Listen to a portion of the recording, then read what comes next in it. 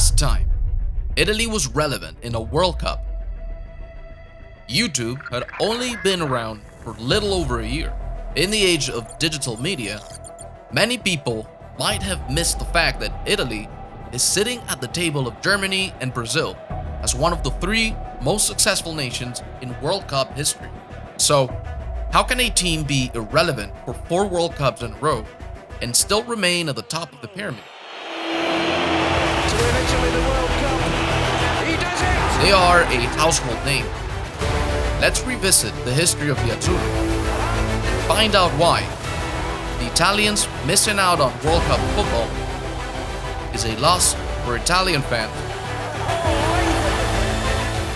but also for the competition as a whole.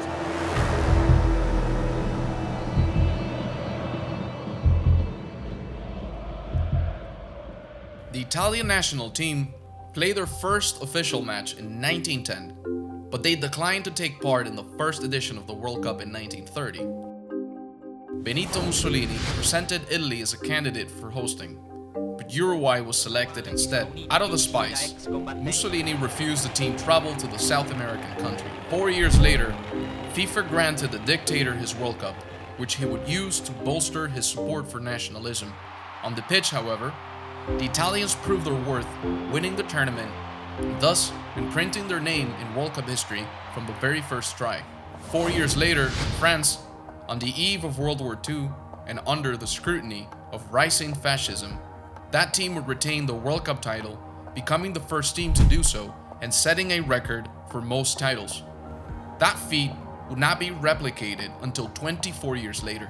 There were rumors that before the final in 1938, Italian dictator Benito Mussolini sent a telegram to the team saying, "Vincere o morire," which translates to "win or die." This has never been verified, and there are no records of said telegram. Historical fact: Austria was set to play in the 1938 tournament, but Hitler had already annexed the country to Germany, absorbing the players of the legendary Wunda team into the Nazi German national team.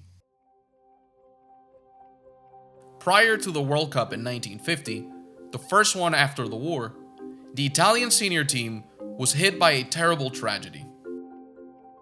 In 1949, several of the Italian squad members who played for the Grande Torino of the 40s were involved in an air crash known as the Superga air disaster, and 10 of the country's starting 11 lost their lives.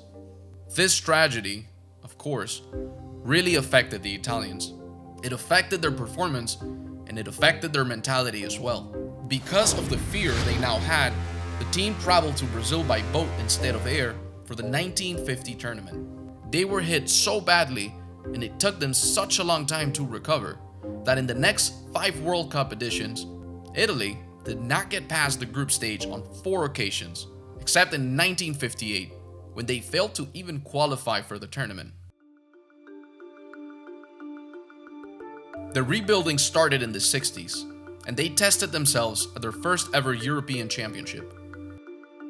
They hosted the tournament in 1968 and won the title, which was their first major honors since the 1938 World Cup.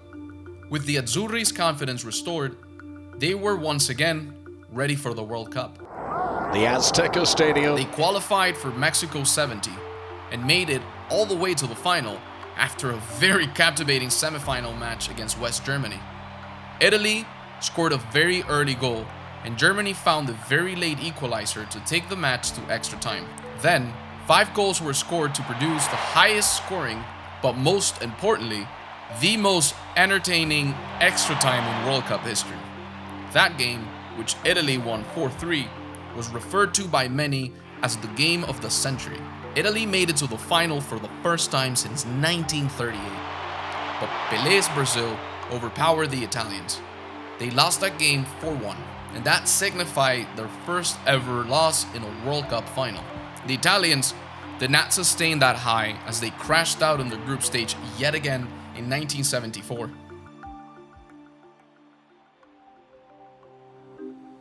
That horrible performance forced them to go back to the drawing board and began another rebuild. By 1978, Italy had a renovated squad led by their new star, 22-year-old Paolo Rossi. They beat hosts and eventual champions Argentina in the first round and ended up as the only team the Argentines would lose to in that tournament. They made it all the way to the semis, but a loss to Netherlands meant that they would face Brazil in the third place playoff instead of Argentina in the final. They lost that playoff 2-1 to Brazil in what was a much improved outing than the previous one. They built on that momentum and went into the 1982 World Cup better prepared. But their hopes of winning the tournament again became an uphill affair after they were drawn into the group of death, which had three-time winners Brazil and defending world champions and Maradona-led Argentina. But the Azzurri would go on to shock the world by first beating Maradona's Argentina 2-1 and then beating Zico's Brazil 3-2 thanks to a brilliant hat-trick by their star Paolo Rossi. That set them up for a semi-final clash with Poland, which they won 2-0 thanks to goals again from Paolo Rossi. Ci sono Dossena, Marini, Bordon, Causio e Altobelli. So, after 12 years, the Italians were back in the final. Italy missed a chance to go ahead in the first half of the final against Germany after missing a penalty. So the game was still scoreless by halftime. But with 3 second-half goals from Rossi, Tardelli, and Altobelli, the Italians established a comfortable lead against the Germans, who could only manage an 83rd minute consolation goal. That win meant that Italy were World Cup champions again after 44 years, and it was in great part due to their star of the show, 26-year-old Paolo Rossi, who won both the Golden Boot and the Golden Ball awards. At the other end of the pitch, Dino Zoff, the goalkeeper and captain of the Italian team, became the oldest player to win the World Cup at the age of 40. Italy went into the 1986 World Cup in Mexico as defending champions and favorites to retain the trophy, but they ended up disappointing their fans and believers by crashing out in the round of 16. Following a poor outing, the coach was replaced that same year and a lot of older players were let go, giving way for young players to come through. By 1990, they were led by a certain 23-year-old with curly hair, Roberto Baggio. For the Italians, were hosting the 1990 edition, and they wanted to repeat the feat they achieved in their first World Cup participation, winning it on home soil. They went through the group stage and quarterfinals without conceding a single goal, but then they were met with a roadblock in the semis. Defending champions Argentina, whom they had beaten on their way to the final 8 years back. This time, Maradona. He knew the country well and had the heart of many of the home fans, as he was playing for Napoli at the time.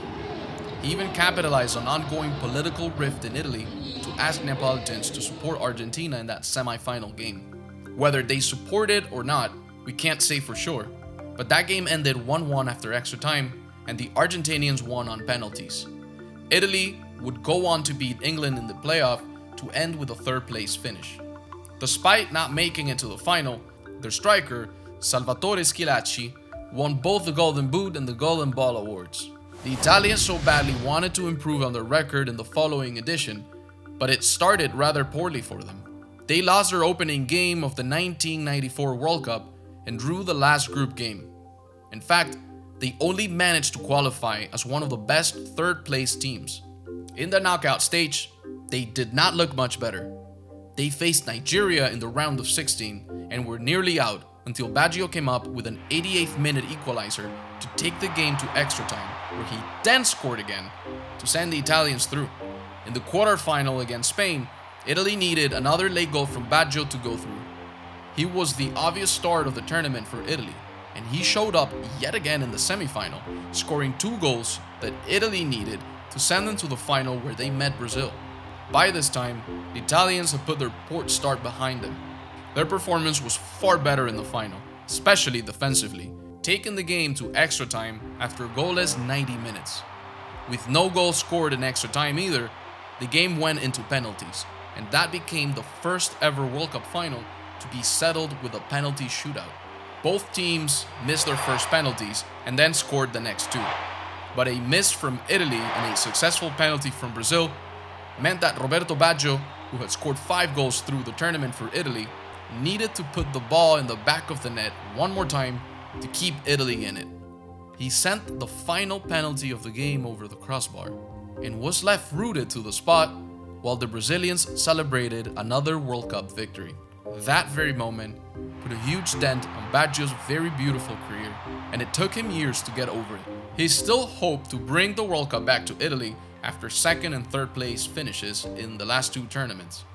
But Baggio and his men were not able to get past the quarterfinals in 1998 after they lost to hosts and eventual winners France, yet again on penalties. Baggio scored 2 goals in what was his last World Cup tournament, and although he never won the World Cup, he still remains the only Italian to score in 3 different World Cup tournaments. The 1998 World Cup was the last for Baggio and a host of other players. So, by 2002, the Italian starting lineup once again had a new look, most notably Gianluigi Buffon and Francesco Totti up front. 2002 was not to be their year. They lost to co-host South Korea in what was a very controversial game. A questionable penalty was awarded to the Koreans. Italy's golden goal was ruled out for offside, and Totti was sent off for diving. Even FIFA's president at the time, Sepp Blatter, admitted that Italy suffered from terrible refereeing, but stopping short of calling out the acts of corruption to help South Korea go far in that tournament. Spain were also victims of the scandal in the quarterfinals before Germany put an end to the co-hosts' controversial run. Fast forward to 2002, Italy hired Marcello Lippi to coach the first team, and his first job was to make sure Italy qualified for the 2006 World Cup in Germany. He passed that test. A terrible setback for Italian football would unfold weeks before the 2006 World Cup. Known as the Calciopoli, the uncovering of match fixing over the last 2 campaigns of Serie A would see Juventus relegated to Serie B, along with a tsunami of sanctions across the country's league. With the house on fire, the Italian team departed to Germany in an expedition to save Italian football. For a sensational goal! They started the tournament well, topping their group after 2 wins and a draw. Then, they went on to beat Australia and Ukraine in the round of 16 and quarterfinals, 1-0 and 3-0 respectively. This set them up for a cracking semifinal against hosts and historic rivals, Germany. The game was goalless in full time, but considered by many to be the best game of the tournament, with convincing arguments to win it from both teams. It was nearly goalless after extra time, but then Grosso and Del Piero came up with goals in the 119th and 121st minutes respectively to send Italy to their 6th World Cup final, and sending 12-year-old me, your host, into the craziest frenzies of my footballing life as I watched Italy make it to the final along with my family. Between them, they won 4 World Cups. Their combined record, just 1 defeat in their last 51 internationals. The Italians faced France in the final, and with Zidane and Henry on their team, the French were clear favorites going into it. And the 3-time FIFA World Player of the Year, Zizou, did not take much time to give France the lead with his 7th-minute penalty. But the Italians were not down for long as Materazzi came up with a brilliant header to bring the match level just 5 minutes later. Both teams would hold on to that scoreline until full-time to take the match into extra time. And then, in a move that changed the entire game, Zidane headbutted the chest of his fellow goal scorer of the night, Materazzi, and was immediately given his marching orders under the watchful eyes of the entire world. A sorry end to his years of magnificence. The game went into penalties, and it became the 2nd World Cup final to be decided on penalties since Italy lost to Brazil in 1994. But the Italians did not look like they were suffering from any form of PTSD, as they converted all of their 5 spot kicks to secure a win against France, who missed 1. That meant Italy were champions again after 24 years.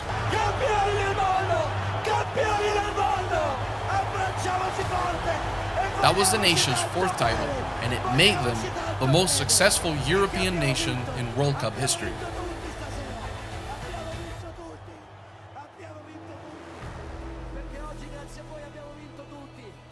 Italy rised above the Calciopoli scandal and brought the World Cup home in what would have otherwise been one of the darkest years for Italian football. But the 2006 success could not stop the complete meltdown of Italian football in the coming years. Just 3 days after the World Cup victory, Marcello Lippi resigned, but he would be rehired in 2008 after his successor, Donadoni, crashed out in the quarterfinals of the Euros of that same year. In a great analogy, the Italians have replicated the steps of the Roman Empire. After enjoying a long period of dominance and success, they would see their World Cup glory reduced to ashes and sink into a dark age of football, just like Europe did after the fall of the Western Roman Empire. Lippi returned after a poor 2008 Euro and led the Azzurris to the World Cup in 2010, where they were expected to go far as defending champions. But instead, they became the third nation to fall to the World Cup winner's curse by failing to get out of their group. France also crashed out in their group stage that year, so 2010 became the first time ever both finalists from the previous edition did not get past the group stage. It was also the first time Italy failed to win a single game at a World Cup tournament. Lippi resigned after that disgraceful outing, and the Italians thought that that was their lowest. If only we knew. Serie A suffered immensely, and even though Inter won the Champions League in 2010, Italian clubs were dimming out and failing to be relevant in Europe. At the heart of it all, the 2006 scandal, a massive setback for Italian youth development. At this point, we're starting to see contrasting performances from the Italians in World Cup and Euro tournaments. While they got to the final in the Euro 2012, they failed to get past the group stage yet again in the 2014 World Cup. After another horror show, the coach resigned and Antonio Conte was hired to take over the national team. But he stepped down after getting knocked out by Germany in the quarterfinal of the Euro 2016. But things got worse for the Italians in 2018. For the first time in 60 years, Italy failed to qualify for the World Cup after finishing second in their group qualifier and then going on to lose their playoff game against Sweden. After that game, their captain and veteran goalkeeper Gianluigi Buffon retired in tears. He was followed by Andrea Barzagli and Daniele De Rossi. The coach was then fired and Roberto Mancini was brought in. The former Manchester City boss at once started a rebuilding project, and it didn't take long to see results. Italy became 2020 World Cup champions once again after beating England on penalties in front of fans at Wembley. By October 2021, Italy had gone 37 games unbeaten, a European record. So, we were already expecting to see how far they would go at the 2022 World Cup in Qatar. A draw against Northern Ireland in a World Cup qualifier in November of 2021 meant that Italy finished second in their qualifying group and would have to go through the playoffs to qualify for the tournament in Qatar. When the playoff fixtures came out, with Italy to first play Northern Macedonia and Portugal to first play Turkey, fans just overlooked that first game and started looking forward to a potential Portugal versus Italy showdown. But Northern Macedonia shocked Italy, and frankly, the world, with a 1-0 victory to ensure Italy failed to qualify for back-to-back World Cup tournaments for the first time in their history. Will this ultra-successful nation bounce back in 2026? We'll have to wait to find out. But the Italians could still miss out on the next two and their legacy be untouched. That's how successful the Azzurris are. It is hard to say World Cup and not imagine Italy playing a big role, but here we are, still waiting for a sleeping giant to step once again into the arena.